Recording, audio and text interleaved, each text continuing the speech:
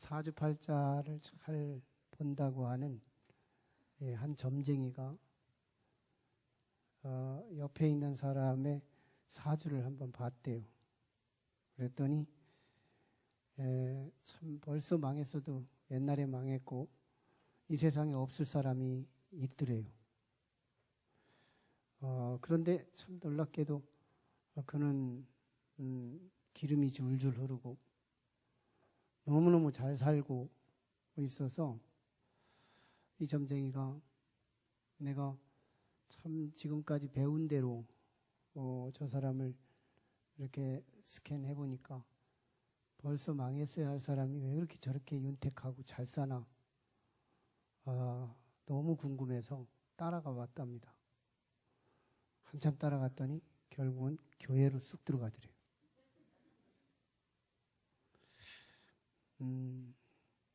참 교회 예수를 믿을 때 오늘 우리가 운명론 그리고 사주팔자 이거로부터 예속되지 않는다는 겁니다. 예수 믿기 이전까지가 운명이고 예수 믿기 이전까지가 팔자지 사실은 깨닫고 보면 그때마다 우리는 선택한 것이 그릇된 걸 선택하고 삽니다.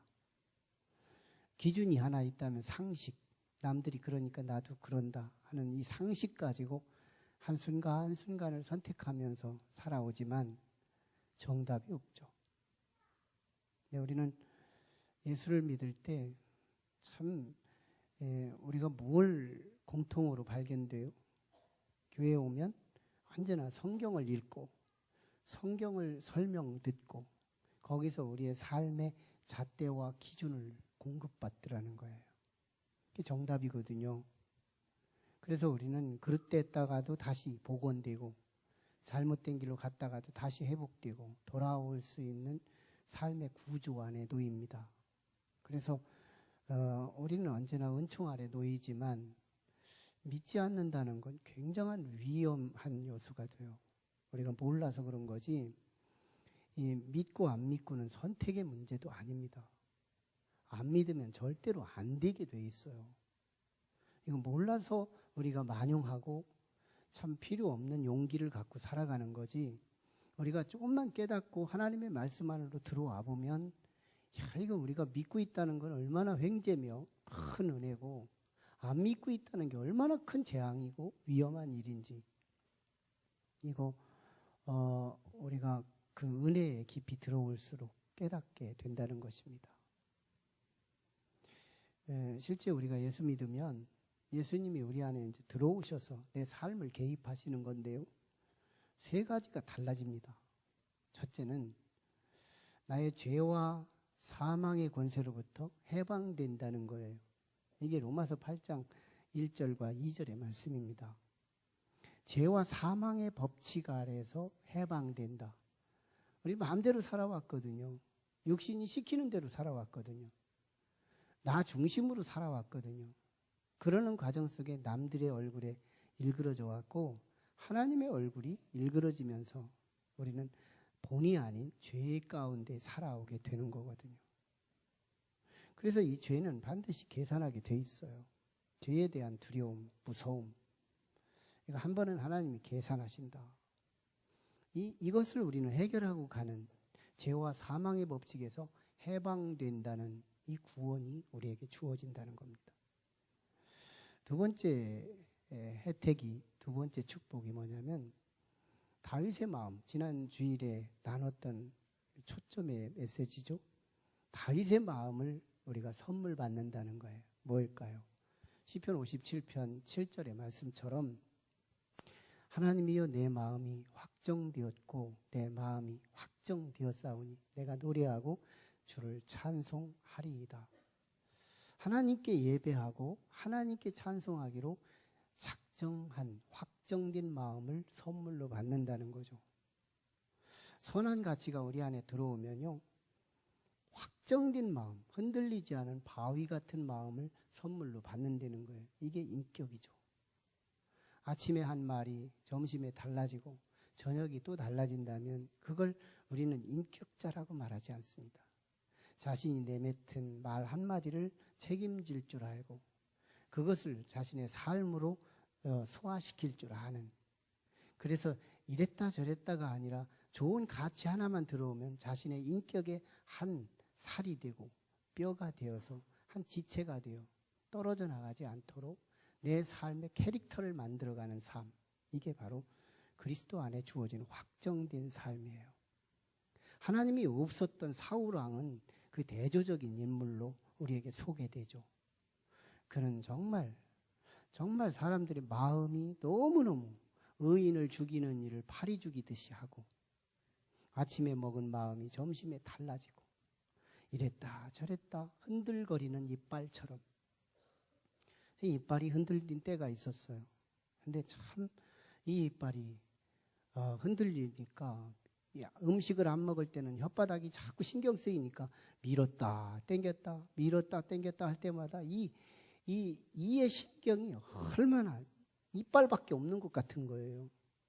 내 삶 속에 이빨이 존재가 왜 그렇게 큰지 몰라요. 밥 먹을 때는 또 이게 얼마나 장애가 되는지, 이 세상에 이빨밖에 없는 것 같아. 그거 아파보면 그 존재감이 왜 이렇게 큰지 몰라요. 흔들리는 이빨. 인생도 그런 인생이 있더라는 거예요. 하나님이 내 내면에 들어오셔서 내 내면을 다스리시고 함께 할 때 보면요, 이게 꽉 잡아주는 느낌? 최불암 씨가 선전하는 인사돌.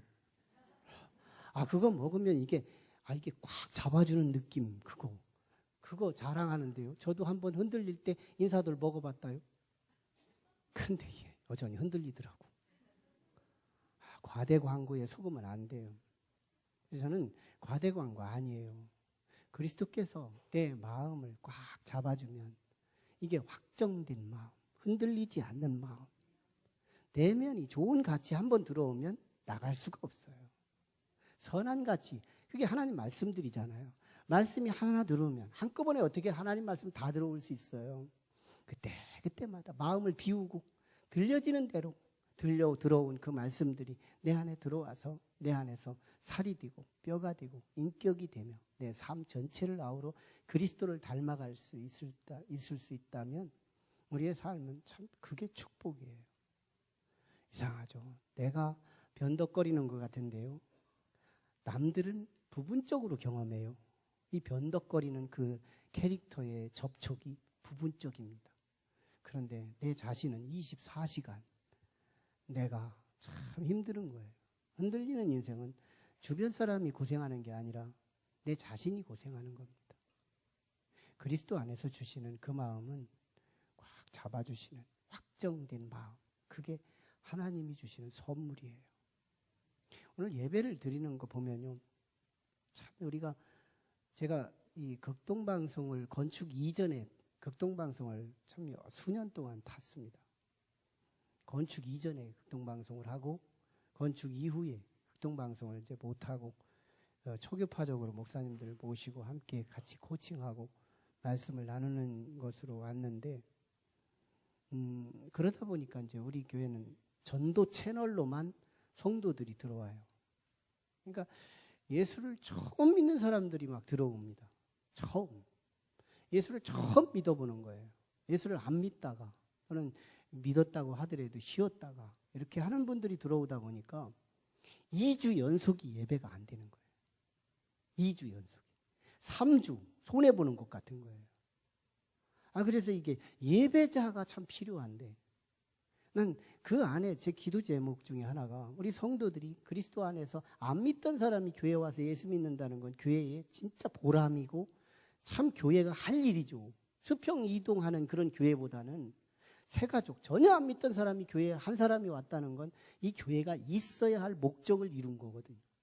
수평하는 교회라고 한다면 어떻게 보면 우리 교회가 아니라도 다닐 수 있는 교회는 얼마든지 있으니까 우리 교회에 있을 필요가 없는 것이기도 하지만, 사실은 새가족들이 온다는 건 굉장한 장점이거든요. 그런데도 한 가지 아쉬움이 뭐냐면 새가족 한 사람이 예배자로 확정된 그 자리를 맡을 수 있는 성도 하나 만들기가 그렇게 힘든 거예요. 참 예배자, 그 사람이 얼마나 존귀한지, 흔들리지 않는 그 자리, 내 자리는 내가 책임진다. 확정된 그 성도 한 사람이 참 목회하는 입장에서는 얼마나 소중한지 몰라요. 참 그리스도 안에서 주시는 축복 중에 하나가요, 흔들리지 않는 삶. 이게 엄청난 축복입니다. 세 번째는 거기서부터 시작되는 새로운 삶. 새로운 삶이에요. 새 삶. 이게 이제 하나님을 기쁘게 하는 쪽으로 미미하게라도 시작되는 거. 하나님을 기쁘게 하는 쪽으로 미미하게라도 시작되는 거. 이게 그리스도 안에서의 삶의 변화예요. 이제 오늘 본문 말씀이 지난 본문에 이어지는 말씀입니다.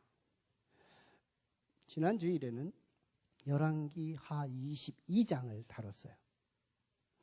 남쪽 이스라엘 나라의 16대 왕 요시야 왕에 대해서 나눴어요. 그런데 오늘 23장은 요시야 왕이 이제 지난 시간에 구원을 받았거든요. 하나님의 말씀을 만나니까 자기가 죄인인 걸 깨달았고, 자기가 죄인임을 깨닫고 자신의 옷을 찢으며 통곡하고 죄를 고백하면서 회개를 합니다. 그게 22장이에요. 그러니까 다시 말하면 요시야 왕의 구원 사건을 다룬 것이 22장이에요. 오늘 23장은 구원받은 요시야 왕이 뭐하고 살았느냐 하는 얘기를 다루고 있는 말씀이 오늘 23장의 말씀입니다. 그러므로 요시야 왕의 생활편이라고 별칭을 대면 틀리지가 않아요. 오늘 말씀은 4개로 이렇게 구성이 되어 있는데요. 1절에서 3절까지가 하나님의 말씀, 율법책을 찾았기 때문에 비로소 시작된 것이 뭐냐면 언약을 갱신하는, 옛날에 아련하게 과거에 하나님의 말씀으로 다짐했던 이스라엘 백성이 이제는 그 기억조차도 희미해져가는 그 시대, 엊그저께 찾은 하나님의 율법의 말씀을 기초해서 오늘 우리 백성들이 요시야를 중심으로 다시 한번 결행하자, 다시 한번 하나님께 마음을 다하고 뜻을 다하고 성품을 다하여 하나님께 순종하고 우리 새롭게 삽시다 하고 요시야 왕이 성전 높은 곳에서 외쳤더니 백성들이 아멘 하고 결행했던 사건이 언약 갱신 사건이에요. 1절에서 3절까지가 그 말씀입니다. 그리고 나서 4절부터 20절까지가 소위 우리가 말하는 16세기에 일어났던 종교개혁, 그 개혁이 이미 요시야 시대 때 한번 대대적으로 일어났던 종교개혁에 대한 말씀이에요. 이 종교개혁은 수로로 이렇게 말씀을 좀 진단해 볼 필요가 있는데요. 수많은 동사들로 전개돼요. 그리고 오늘 본문에서 너무 길고 또 반복되는 말씀들이 있어서 오늘 구독에서는 뺐지만 제가 설교를 통해서는 설명을 드리는 것이, 동사를 보면 그 행동이 뭘 했는지를 보여주는 내용들이 소개됩니다. 동사는 대표 동사로 4개로만 추려본다면 불태우고요, 불태울 게 있었다는 거예요. 그리고 깨뜨리고요, 그리고 부수고요, 그리고 제거하고요. 이 동사 4개 동사면 모든 종교개혁을 다 아우를 수 있는 동사가 돼요. 하나님이 싫어하는 것들을 다 제거했다 그 말이에요. 네. 그리고 21절로 23절까지가 유월절을 도입했다는 거예요. 유월절을 시행했다는 겁니다. 그리고 25절에 가서 요시야 왕에 대한 최종 평가, 정말 최선의 평가를 다루고 있는 말씀이에요. 요시야와 같이 마음을 다하고 뜻을 다하며 힘을 다하여 모세의 모든 율법책을 따라 여호와께로 다시 여호와께로 돌아간 왕은 요시야 이전에도 없었고 그 이후에도 없었다. 다시 말하면 전무후무한 요시야의 종교개혁을 말씀하고 있어요. 말이 종교개혁이죠. 신앙생활을 시작하면 사실은 내 생활에 하나님과 나 사이에 방해되는 것들을 하나씩 줄여갈 수밖에 없다는 거예요. 여기에 신앙이 정착되신 분들을 잘 보십시오. 옛날에 피던 담배 안 피우죠. 드시던 술도 끊으신 분도 있죠. 아직 안 끊었어도 괜찮아요. 그러나 언젠가는 끊으셔야 유익합니다. 네, 왜? 방해되니까요. 하나님께 올인하는데 방해되거든요. 한번 빚진 마음 가지고 언젠가는 한번 끊어보겠다. 몸으로도 안 좋고 주변 사람한테도 안 좋고 내 영혼으로도 안 좋고 두루두루 안 좋은 게 더 많거든요. 그래서 하나님 말씀도 기록을 하고 있는 것이니까. 네. 요시야 왕의 구원받고 난 이후에 새로운 삶이 시작됐는데 요시야 왕의 집중력 그거 한번 소개하려고 그래요. 25절에 그랬죠. 그는 마음을 다하고 with all his heart 마음을 다하고 with all his soul 그의 혼을 다하고 뜻을 다한 거예요. with all his strength 힘을 다하고 다시 말하면 전인적으로 올인 최선을 다했다 그 말이에요. 이게 요시야 왕에 대한 최종 평가입니다. 이제는 우리가 쏠림의 현상, 우리의 힘의 집중력, 예수를 믿기 시작할 때 하나님을 만난 건 대박인데요. 굉장한 거예요. 우리가 지금은 이 열림, 아는 계시 사건이 너무 작아서 그렇지 우리가 진짜 하늘나라에 가게 된다면 거기서는 얼굴과 얼굴을 대면하여 보는 것처럼 진리의 세계가 다 보인다는 거잖아요. 그때 우리는 참을 수 없는 노래, 참을 수 없는 찬송, 이게 영원토록 찬송에도 모자랄 정도로 그렇게 영광의 나라가 하나님 나라거든요. 지금은 깨달음이 적으니까 영광도 찬송도 인위적으로 찬송할 수밖에 없지만요. 엄청난 사건이세요. 요시야 왕은 구원받고 무언가에 집중력 있는 삶을 살았다는 거예요. 두 가지예요. 오늘 두 가지. 하나는 하나님을 기쁘시기 위해서 집중한 이 삶이 두 가지인데 하나는 하나님을 기쁘게 하기 위해서 하나님이 싫어하는 것을 제거했다는 거예요. 네. 하나님을 기쁘게 하기 위해서 하나님이 가장 싫어하는 것들을 제거했다. 그게 우상이죠. 우상. 그럼 우상이 뭐예요?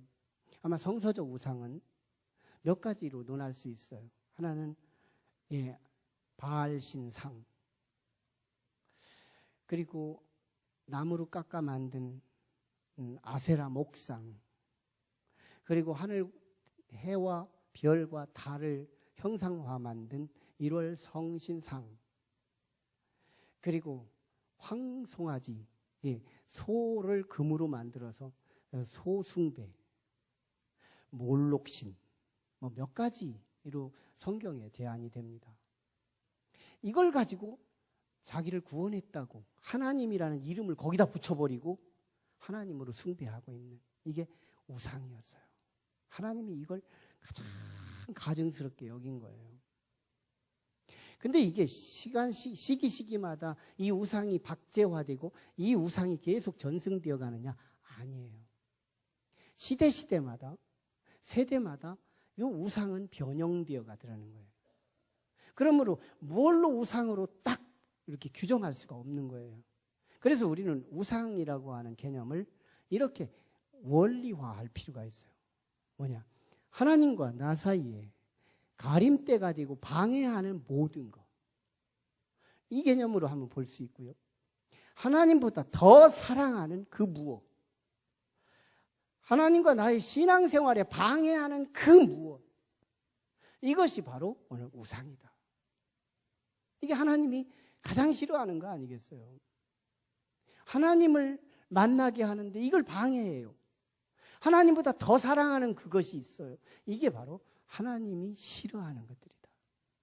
신앙생활 하면서 바로 우리는 그걸 제거해야 한다는 겁니다. 핏 맥라건이라고 하는 여류학자가 있는데 그가 쓴 책 중에서 바보들은 항상 결심만 한다 하는 책이 있어요. 바보들은 항상 결심만 한다. 맥락은 그런 말을 전개해 갑니다. 우리의 품성이라는 것은 생각의 집산이 아니고 생각으로부터 되는 것 같지만 얼마나 많은 생각들이 우리에게 왔다 나갔다 집산, 왔다 나갔다 합니까? 그게 나의 캐릭터가 아니고 그 생각들이 결국은 행동으로 옮겨지는 그것들이 내 이미지가 되고 내 인격이 이루어지더라. 결행되는 것만 내 것이더라. 이거 얘기하는 겁니다. 그러니까 자꾸 생각만 하고 있는 거예요. 예수 믿는 거 좋지. 그러나 나는 오늘 쉰다. 예. 정말 우리 생각은 좋은 것이 있는데 이게 행동으로 나타나지를 않아요. 임신한 아기는 있는데 출산할 능력이 없는 거예요. 아기가 있으면 나와야지. 좋은 가치가 있으면 삶으로 표현되어야지. 이게 결행이 안 되는 거예요. 순종이 안 되는 거예요. 한 사람이 이렇게 늘 주의 집중력이 떨어지고 늘 산만한 삶이 있어서 그냥 커피숍에 앉으면 계속 종이를 찢는 습관이 있었대요. 휴지라도 찢어가지고 하얗게 만들어 놓고 1시간 지나고 나면 막 무슨 돼지우리처럼 만들어 놓고 그래가지고 의사 선생님을 찾아갔대요. 제1 의사 선생님. 왜 왔습니까? 제가 너무너무 참 산만하고 내게 앉기만 하면 종이를 찢는 습관이 있습니다.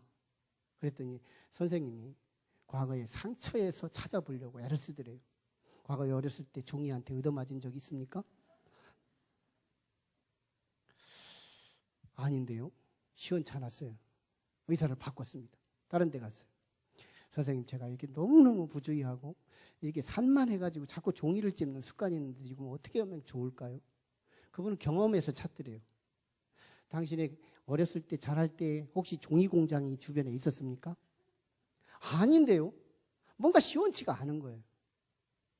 그래서 다른 의사를 딱 찾아갔는데 저 참 제 습관이 나쁜데 이것 좀 한번 고칠 수 있도록 종이 좀 안 찢을 수 있도록 그렇게 좀 한번 다 처방 좀 해주시죠.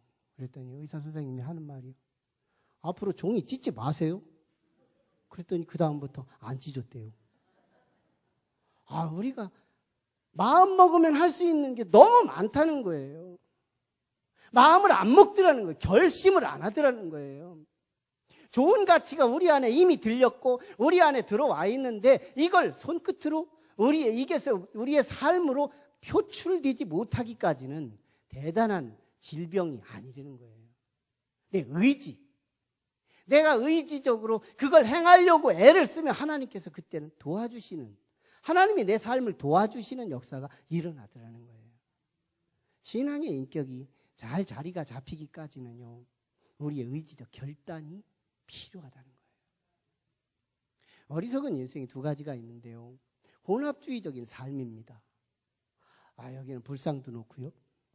여기는 부적도 갖다 놓고요. 여기는 성경도 갖다 놓고 십자가도 갖다 놓고 센 놈이 나를 구원해달라 하는 식이죠.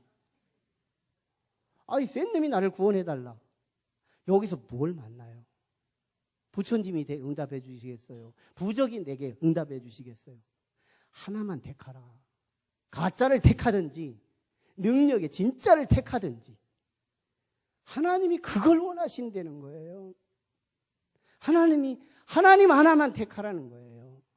왜 자꾸 바알도 아세라 목상도 왜 몰록신도 왜 다른 것들을 다 갖다 놓고 그걸 하나님이라고 말하느냐는 거예요.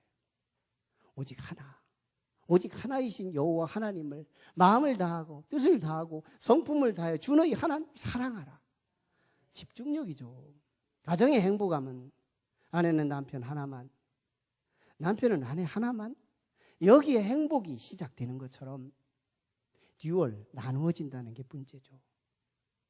우리는 정말 하나님 앞에서 이 하나님을 선택하고 하나님을 기쁘게 하는 그 일을 위해서 하나님이 싫어하는 것을 도려내는 그런 삶. 또 하나가 있다면요. 옛날에는 버렸다가 시간이 지나면서 하나님을 만나지 못하니까 재미가 없는 거예요. 그래서 다시 찾아는 거예요. 어떤 사람이 화토를 싫어해서 화토를 이제 예수 믿고 버린 거예요. 이 화투 치다 보니까 예배 시간을 잃어버리고요. 거기에 빠져가지고. 그래서 자꾸 화투를 이제 버렸어요. 그랬더니 다시 예수 만나는 재미가 없으니까 다시 화투를 돈 주고 사다가 또 화투 놀이를 하는 거예요. 예배 시간이 지나도 예배가 언제인지도 까마득히 잃어버리고 하나님께 올인하는 일을 방해하는 요소가 되더라는 거예요. 옛날에 잃어버렸던 걸 다시 찾는 그것을 잠언서는 이렇게 말합니다. 자기가 토해낸 그것을 다시 땅에다 놓고 또 빨아서 먹는 거예요. 참으로 추한 인생이죠. 한번 도려냈으면 하나님을 기쁘게 하기 위해서 내 기쁨을 줄일 수 있으면 하나님은 그보다 30배, 60배, 100배의 기쁨으로 도돌려 주시는 하나님이심을 믿어야 합니다. 하나님을 기쁘게 하기 위해서 내 기쁨을 줄여보는 거예요. 이게 신앙의 매력입니다. 우리는 나를 기쁘게 하기 위해서 하나님을 근심하게 하는 일반적인 삶이지만 신앙생활에 진입을 한 사람은 하나님을 기쁘게 하기 위해서 내 기쁨을 줄이는 마중물 같은 기쁨의 나눔이 있다는 거예요. 한번 해보십시오. 테스트라도 해보십시오. 하나님을 기쁘게 하기 위해서 내 기쁨 줄여보시라 그 말이에요. 내 육신이 시키는 걸 줄여보라는 거예요. 그러면 하나님이 그 기쁨에 30배, 60배, 100배 물량주의에 빠지지 않습니다. 기쁨을 그렇게 100으로 우리 하나님이 내게 주시는 거죠. 하나님이 싫어하는 것 도려냈어요. 요시야 왕이 두 번째 한 장점이 뭐냐면 유월절을 지켰다는 거예요. 유월절을 지켰다. 21절로 23절에 나타난 말씀이죠. 여러분, 유월절이라는 건 이스라엘 백성들이 예배를 드릴 때 드려지는 3대 절기 중에 하나인데요. 첫 번째가 맥추절, 농사 짓고 나서 감사해서 드리는 맥추절.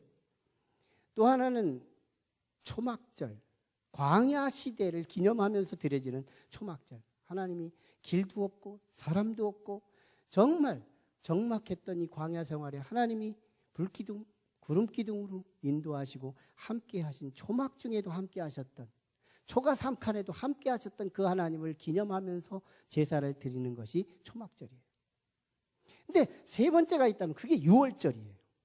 이 3대 절기가 다 중요한 것이지만 그 중에서 바쁘고 힘들고 어려운 여건일 때 하나만 드리라고 한다면 이스라엘의 전통에서는 가장 하나님께서 기름 부어 축복할 때 보면 유월절을 지켰다는 거예요.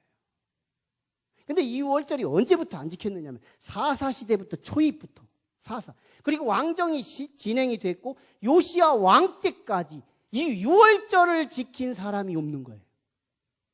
이야, 정말 신앙의 핵심, 신앙의 본질을 잃어버리고 사는 시대였던 거예요. 유월절이 뭐냐면 에집트에서 종살이 430년 하고 마지막에 모세를 통하여 하나님이 구원하실 때 에집트를 하나님이 심판하기로 작정하셔서 각 가정의 장자들을 죽이겠다고 약속을 하신 거예요. 그건 히브리 백성, 이스라엘 백성들도 포함된 거였습니다. 장자를 죽인다는 건 그 가정에 있는 모든 생명을 죽이는 상징적인 사건이에요. 다 죽이겠다는 거거든요. 그런데 하나님을 믿는 사람들이 있었어요. 그게 바로 이스라엘 백성이었습니다. 그래서 이스라엘 백성들에게 비하인드 복음을 전하는데요. 복음을 전했을 때 뭘 전했느냐면 유월절을 지키라 하는 명령이었어요. 유월절을 어떻게 지키냐면 각 집집마다 양을 잡아서 양의 피를 문, 설, 주, 문이 이렇게 가로막이 있고 세로막이 있는데 설과 주에 이 피를 발라서 빗자루에 발라가지고 이렇게 뿌리든지 바르든지 해서 그 집에 이 문에다 설주에다가 양의 피가 묻어있는 가정은 그 집 안에 있는 모든 생명들이 죄가 있어도 그냥 죄값을 하나님이 심판하지 않고 패스 오버, 그냥 지나가 버리겠다. 이게 유월절의 신앙이거든요. 그러니까 죄값으로 당연히 심판받아야 할 이스라엘 백성들에게 그 비밀을 알고 있는, 이 비밀의 복음을 갖고 있는 이스라엘 백성은 각 양을 잡아가지고 거기다 발랐는데요. 왜 양을 바르면, 양의 피가 묻으면 심판을 하지 않았느냐면 죄값은 사망이라는 이 공의의 법칙이 이미 치루어졌기 때문인 거예요. 근데 양이 죽어서 우리의 죄가 해결된다면 이건 어불성설이죠. 그것이 말하는 기본적인 교훈이 뭐냐면 십자가에서 어린 양으로 오신 예수 그리스도가 십자가에서 죽으심을, 그래서 그 피로 우리의 죄를 대속해 주신다는 대속의 약속. 그러니까 요시야 왕은요, 대속의 은총을 입은 거였어요. 대속의 은총을 붙잡은 거였어요. 하나님이 싫어하는 걸 다 제거하고 뭘 이식했느냐면 대속의 은총을 백성들에게 심어준 거예요. 자기도 그 안에 서 있고 백성들도 이 대속의 은총을 주목시키고 대속의 은총을, 복음을 전하고 대속의 은총을 관심하도록 만들었다는 거예요.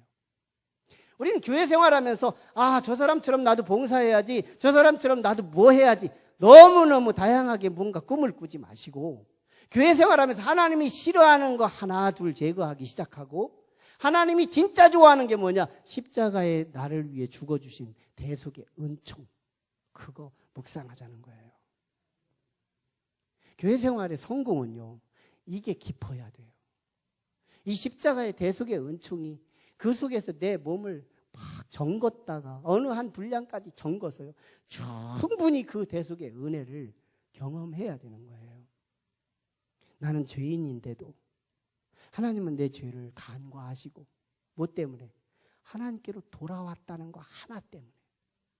하나님께로 돌아왔다는 이거 하나가요, 과거 동안 지금 지은 모든 죄를 다 주님께서 속죄해 주시는 그 은총.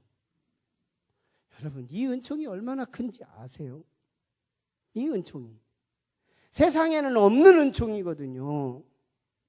세상에 있는 은총이 다 뭐예요? 내가 조금 열심히 했더니 거기에 상을 주고, 내가 착한 일을 했기 때문에 칭찬해 주고, 다 이런 은혜들이거든요. 조건 반사적인 은혜들이거든요. 그래서 조금만 잘못하면 책망이 가차없이 돌아오는 것이 세상의 은총이거든요. 그런데 이게 하나님이 주시는 이 은총은요, 세상에는 없는 은총. 내가 아직 죄인 되었을 때, 내가 예수님의 십자가에 못을 받고 있을 그때에도 하나님은 나를 용서하기로 작정하시고 거기서 뚝뚝 떨어지는 그리스도의 피가 나의 온갖 죄악을 다 녹여주시고 해결해 주시는 그 은총. 세상에는 이해할 수 없는 은총이고요, 세상에서는 조금도 경험할 수 없는 은총이 예수 믿는 사람들에게 주어진 복음이고 비밀이더라는 거예요. 여기에 녹아야 된다.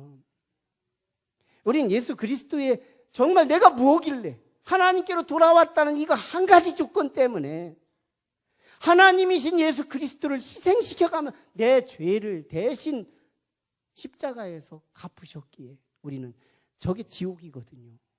저 지옥의 고통을 내가 당해야 될 그것을, 나를 얼마나 사랑하셨으면 주께서 친히 지옥을 경험하시고 나는 천국 가게 하셨느냐는 거예요.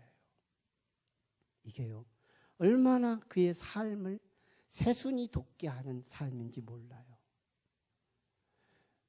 우리는 참 레 미제라블이라고 하는 이 책에 나타난 주인공, 장발장이라는 주인공을 알지요. 우리는 이 장발장이 늘 도적질을 하고요, 그를 늘 추적하는 경감이 하나 있었는데, 경찰관인데요, 이 경찰관이 계속 얘를 추적하면서 크고 자잘한 잘못을 지적하고 쫓아다니면서 너 그러면 감옥에 가, 너 그러면 안 돼, 이러가면서 계속 지적하는 이 경감이 장발장을 바꾼 게 아니었다는 거예요. 성전에 들어가서 온갖 은기구들을 다 훔쳐다가 중국품에 갖다 팔으려고 하다가 경찰한테 잡혀서 확실히 잃어버린 사람에게 다시 찾아와 교회에 와서 목회자한테 확인을 해보니 목사님이 뭐라고 말해요? 그거 내가 준 건데요. 그거 내가 준 건데요. 거짓말이었지만요. 이 장발장이 거기서 사면을 당하고 밖에 나가서 아무리 생각을 해봐도요, 이해가 안 가는 거예요. 도대체 왜 나를 그렇게 거짓말로 해서 당신이 나에게 주었다고 하면서 경찰한테 체포되지 않게 하셨나요? 하나님의 사랑이 그렇습니다. 무조건 용서해주는 그 용서를 경험한 장발장이요, 새로운 삶이 시작됐다는 거 아니에요? 저는 이게 경험이에요. 제가 제 70년대 후반, 80년대 초반에 전 가만히를 열심히 쳤어요. 예. 가만히 하루에 10씩 쳤습니다. 가만히 치면서 제가 무언 재미로 쳤느냐면 옛날에 7080 노래 들어가면서 그거 참 구수하던구만요. 그 재미가 보통 재미가 아니에요. 근데 은혜를 조금 받았어요. 그런데 이 노래를 들으면 안 되겠다는 생각이 오는 거예요. 그래서 여러 개를 제거했어요. 그런데도요, 몇 개가 남았어요. 아, 진짜 이건 버리면 안 된다. 이건 내가 버리고 나서 후회할 것이다 하고 마지막으로 남겼습니다. 그리고 80년대 초반에 그때까지 끌고 간 거예요. 신기산 기도원에서 김우영 목사님을 통해서 그때 뒤집어지는 은총을 받은 겁니다. 그때 구속의 은총, 십자가의 구속의 은총을 설명하면서 산부의 복음을 전해주셨는데요. 이 십자가에 몰입하게 만들더라고. 이 십자가에 몰입하게 만들어. 십자가가 저게 단순히 더하기 비슷한 아래만 기른 그런 더하기가 아니더라고요. 아, 저게 나하고 상관된다고 깨달아지는 순간이요. 아, 내게 눈물 콧물이 쏟아지기 시작하는데 나와 세상은 간구도 없고 오직 눈물과 하나님 그 예수 그리스도에게 몰입하게 만드는데요. 그때 저는 나머지 테이프를 버릴 수 있었어요. 아, 그게 안 버려지는 거예요. 테이프 하나도요. 내가 좋아하는 노래가 실려진 그 테이프 하나도 이게 안 버려지는 거예요. 그런데요, 저 십자가를 몰입하고 십자가 속에 깊이 들어가서 내가 눈물 콧물 흘리며 주님 앞에 내가 주님께 올인하겠다고 그런 이후에는 이게 버리는데 너무 쉬워지는 거예요. 왜? 하나님이 버리게 하시더라는 거예요. 신앙생활은 다른 게 아니래요. 요시야 왕이 적어도 하나님이 싫어하는 거 제거하고 하나님이 가장 좋아하는 대속의 은총, 십자가의 복음이죠. 저 십자가의 복음, 저거 묵상하면 묵상할수록요, 저거 대단한 거예요. 우린 저거 버린 거예요. 저거요, 나는 정말 액면 자체로는 심판이고 지옥이지만 저 대속의 은총, 하나님께로 돌아왔다는 그 한 가지 조건 때문에 모든 죄를 대속해 주시고 하나님이 대신 갚아주셨기에 우리는 저 죄값을 사면될 수 있다는 저 은혜, 이거 세상에는 없어요. 세상에는 정말 조건적이잖아요. 조금 잘해야 거기에 조금 뻥튀겨서 우리에게 상도 주고 우리 보상도 해주는 세상이죠. 아직 우리가 주님을 배반하고 주님을 배신하고 있는 우리들을 향해 십자가에 대속하여 주신 하나님의 저 크신 사랑은요, 알면 알수록 우리는 저 사랑을 잃어버렸다는 게 우리 인생의 재앙이고요, 저 사랑을 얻었다는 것이 우리 인생에 그보다 더 큰 축복은 없다는 거예요. 여러분, 버릴 거 버리는 거예요. 무엇을 버릴 건가? 우리는 종교개혁을 너무 크게 봐요. 종교개혁을 너무 크게 본다. 범국가적으로, 범종교적으로 보려고 그래요. 아니에요.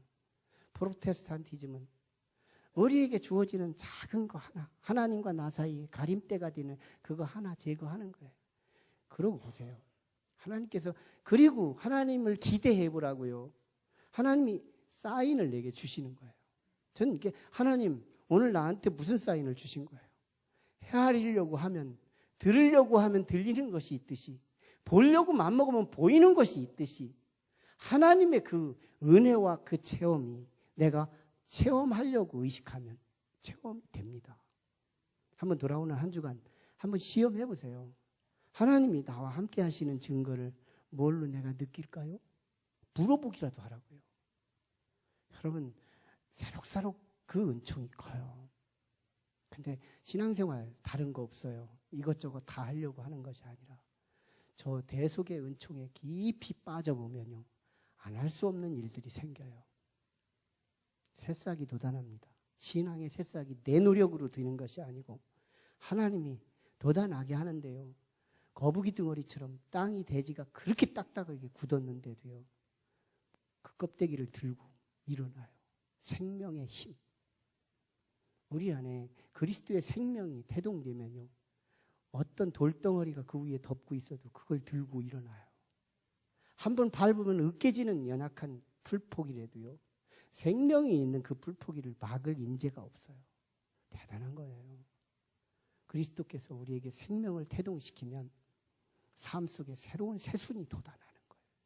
그걸 기대합니다. 하면 우리의 자리, 확정된 그 마음 가지고 그리스도 안에서 이제 새로운 피조물이 되어 이전 것은 지났으니 보라 새 것이 되었도다. 새로운 삶이 시작되기를 주님의 이름으로 축원합니다.